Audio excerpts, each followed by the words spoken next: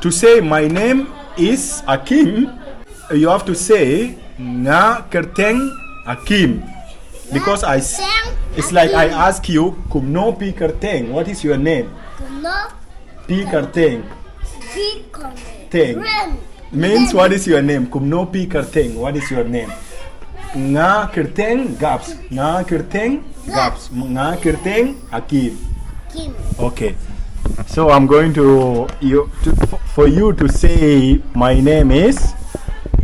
For you to say my name is Akim, you have to say, I'm going to repeat. Akim, get ready. You have to say this word. Nga. You have to say nga kerteng Akim. Nga kerteng Akim. Na kerteng Akim. Shakal. Again. Na kerteng Akim. Again. Na kerteng Akim. You know, the more I ask him, the more he go to the worst. Nga kerteng Akim. Na kerteng Akim. Very good. Next. Na kerteng An. Wrong. You? Na kerteng Sabgi. Wrong.